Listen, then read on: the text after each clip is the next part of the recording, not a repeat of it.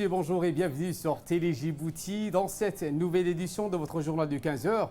Les titres de l'actualité de ce lundi 13 avril.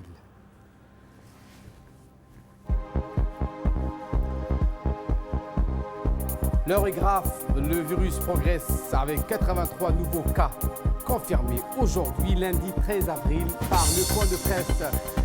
Et dans l'actualité internationale, ce signe de ralentissement en Europe concernant la pandémie du coronavirus. Voilà pour le sommaire. Merci si vous nous rejoignez sur Télé Djibouti et comme chaque jour, nous entamons cette édition avec le point de presse du secrétaire général du ministère de la Santé, Dr Salah Banoïta, qui a confirmé que 83 cas nouveaux ont été confirmés aujourd'hui, ce lundi 13 avril. Voici sa déclaration. Presse sur la situation de Covid-19 à Djibouti. Ce lundi 13 avril 2020, les données du jour des cas de Covid-19 se repartissent ainsi. 498 tests réalisés, 83 cas positifs au Covid-19. Ce sont tous des personnes de contact. 20 personnes restent sous surveillance au centre de quarantaine. 254 patients sont sous traitement actuellement dans le centre de prise en charge. 5 personnes sont déclarées guéries et vont sortir de leur centre de traitement. Comme vous le voyez aujourd'hui, nous avons atteint le chiffre le plus élevé depuis le début de la pandémie à Djibouti. Cela montre que l'on est en phase très active de l'épidémie. Aussi, le bilan de patients Covid-19 depuis le début de la pandémie à Djibouti se décline ainsi. 4 949 tests ont été effectués, 298 cas sont revenus positifs, 41 personnes sont guéries et toujours 2 décès à déplorer. Devant cette situation, le ministère de la Santé réitère son appel à tous les gens qui ont été en contact avec les patients, les personnels qui ont fréquenté l'hôpital Rahma, de contacter le 15-17 ou de se rendre à l'hôpital Bouffard pour se faire dépister. Pour d'autres personnes qui présentent des symptômes ou qui souhaitent des informations sur le Covid-19, nous rappelons également que le numéro vert 15-17 est à leur service. Enfin, nous rappelons aussi que tout lieu de rassemblement des populations, tels que les marchés, les lieux de loisirs ou le terrain de jeu, favorisent le contact interpersonnel et ainsi la propagation du virus Covid-19. C'est la raison pour laquelle nous demandons à la population d'éviter au maximum ces lieux. Aussi, comme toujours, nous recommandons le respect strict des mesures barrières. Restez chez vous, restez chez vous, restez chez vous. Également dans l'actualité d'ici 15 heures, le ministre de la Santé, Mohamed Warsama Diriye, a reçu dans son cabinet mademoiselle Radia Abdurrahman Abdillahi, la première guérie du Covid-19, et sur en présence du ministre de l'Intérieur, Moumine Ahmad Cher, et du ministre de l'Enseignement supérieur et de la Recherche, Dr Nabil Mohamed Ahmad. Les 3 membres du gouvernement ont tenu à féliciter mademoiselle Rabia pour son comportement exemplaire dans l'autoconfinement qu'elle s'est imposée à sa descente d'avion en provenance de la Turquie. Jusqu'à la confirmation de sa contamination au Covid-19, Radia Abdulrahman a veillé à ne pas propager la maladie en respectant scrupuleusement les gestes barrières et les mesures strictes de confinement afin de protéger ses parents et ses proches. Une attitude modèle et un exemple à suivre qui lui a valu d'être décoré hier à la médaille de l'officier de l'ordre du 27 juin par le Premier ministre Abdelkamil Mohamed. Le ministre de la Santé, Mohamed Ouassama Diriye, s'est réjoui de la guérison face au Covid-19 qui démontre encore une fois que le respect de ce geste constituait le seul rempart efficace contre la propagation de la maladie. À ce titre, le ministre de la Santé a souhaité que ce comportement responsable et louable de Radia Abdulrahman faisait face des émules auprès de nos concitoyens pour qu'ils adoptent et suivent ces gestes barrières comme modèle de riposte individuelle contre le coronavirus. Et voilà qui nous ramène de parler de cette réunion de sensibilisation qui s'est multipliée ainsi.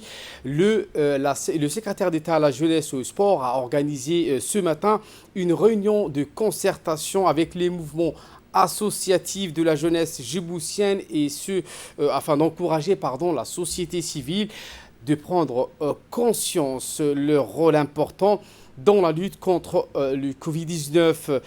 Les jeunes doivent s'investir davantage dans des actions de prévention et de solidarité à travers les quartiers de la ville contre la pandémie du coronavirus.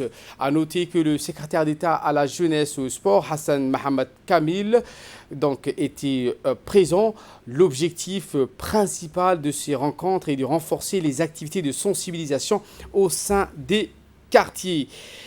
Eh bien, la réunion qui a eu lieu au stade Al-Hajj Hassan Gouled Abtidon s'est déroulée en présence, outre du secrétaire d'État à la jeunesse et au sport, Hassan Mohamed Kamil, le ministre du budget, Abdelkarim Adancher, le directeur général de la police nationale, le colonel Abdillahi Abdi Farah, et le chef d'état-major de la gendarmerie nationale, le colonel Zakaria Hassan Adan.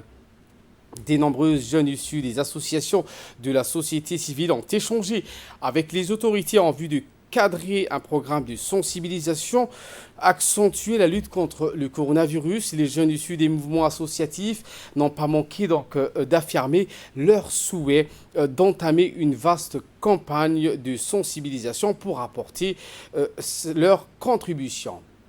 Et pour sa part, le secrétaire d'État à la jeunesse et au sport a indiqué que l'objectif principal est de conscientiser, informer et sensibiliser les citoyens pour mieux prévenir ce fléau, car la sensibilisation et la prévention sont les meilleurs outils pour une cohabitation pacifique d'une nation.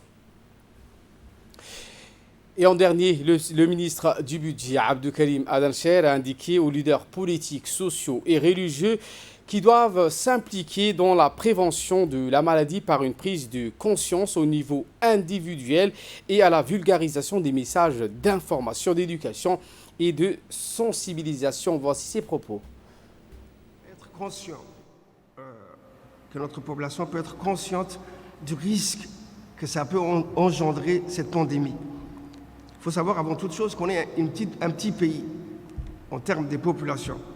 Donc si ça touche quelques familles, ça va nous toucher tous, parce qu'on appartient à la même famille. On n'est qu'une seule famille, on n'est pas nombreux. Qu'Allah nous en préserve. Et chacun d'entre nous doit jouer son rôle. Chacun d'entre nous. Le gouvernement doit jouer son rôle, l'exécutif, les individus. Je crois que nous sommes tous concernés, parce qu'on doit sauver notre population. Et pour sauver notre population, chacun d'entre nous doit se sauver d'abord. Doit se préserver pour pouvoir vivre demain, même si on sait qu'on va tous mourir tôt ou tard. Et que l'heure, Allah seul sait. Mais en attendant, c'est comment stopper cette pandémie. Et le véritable problème aujourd'hui, c'est deux choses. Comment être conscient et avertir notre population qui n'est pas encore consciente de cette propagation exponentielle du virus, Et la deuxième phase qui nous concerne en général à 80%, même si ça concerne la population, c'est comment parvenir à nourrir notre population qui est enfermée. Parce qu'on est confiné, il faut qu'on permette aussi à la population de vivre. Donc, le gouvernement est obligé, est condamné à jouer son rôle. Mais la société civile doit aussi continuer. Ceux qui ont les moyens doivent subvenir aux besoins de leurs voisins. Ceux qui ont les moyens, les jeunes, les associations, doivent aussi, eux aussi, avertir leurs collègues, leurs voisins des quartiers à ce qu'ils comprennent que ce n'est pas utile qu'ils se retrouvent. Demain, on va se retrouver, Inch'Allah, cette pandémie va passer. Demain, on va retrouver notre Mabras. Demain, on va retrouver notre association. Demain, on va retrouver le lieu dans lequel on s'est retrouvé. Mais aujourd'hui, il y a une question. Pour que demain puisse exister, il faut mieux prévenir que guérir. Donc, aujourd'hui, vous, nous, toute la population doit appliquer les règles qui sont imposées. Le directeur général de la police nationale a fait savoir dans une déclaration qu'au niveau individuel et collectif, des mesures soient prises par la population djiboutienne pour empêcher la propagation de la maladie et de prendre donc raison sur la population face à cette nouvelle catastrophe sanitaire mondiale. Selon lui, il faut des plateformes de société civile avec les autorités. Le but de son message n'est pas d'affoler la population, mais de l'amener à prendre conscience et le prévenir de la menace de la maladie. Voici ses propos.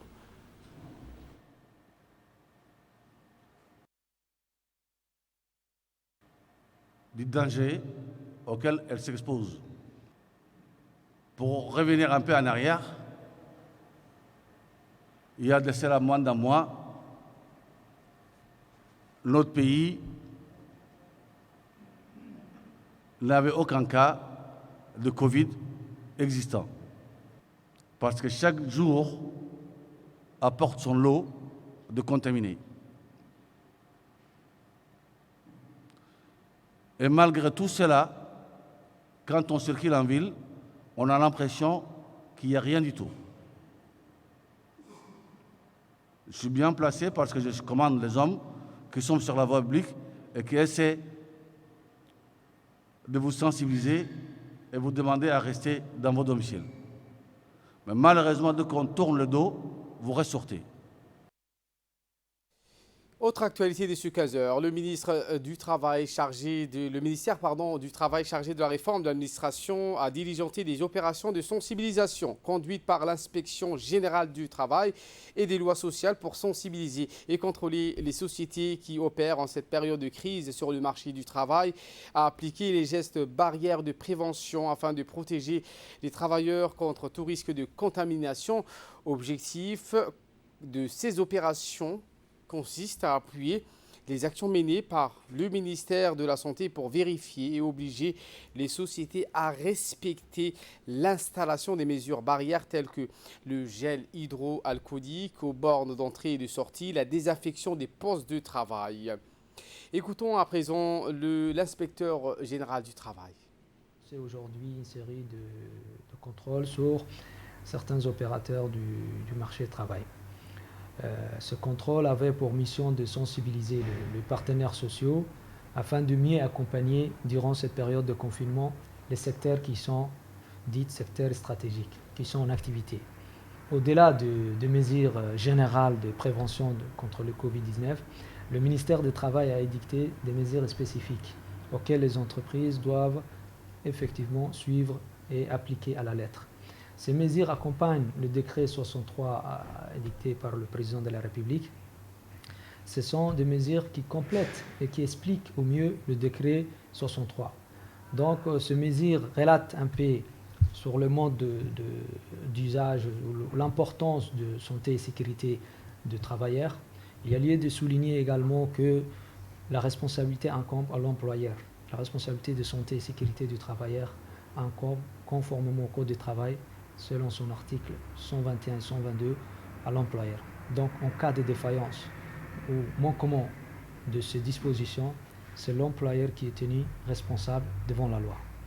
Donc, je vous informe également, le service de l'inspection générale également travaille à mi-temps suite aux instructions du ministre. Comme vous le savez, en cette période de crise, Sûrement, il y a des questionnements de la part de nos partenaires sociaux, que ce soit, comme vous avez remarqué ce matin, il y avait des employés journaliers qui sont venus se plaindre par le non-paiement de leur dit ou leur salaire. Suite à notre intervention et l'appel téléphonique que nous avons eu avec l'employeur, alhamdoulilah, les choses se sont arrangées et ils seront payés cet après-midi même. Donc c'est pour vous annoncer également que le service de l'inspection travaille, mais à mi-temps, avec une équipe très réduite. Et de là, nous passons en nouvelles du monde. Je vous le disais en titre, ce signe de ralentissement de la pandémie du coronavirus en Europe. La pandémie du coronavirus poursuit sa sinistre progression, même si les mesures de confinement semblent commencer à porter leurs fruits dans certains pays en Europe où le rythme de décès journalier ralentit.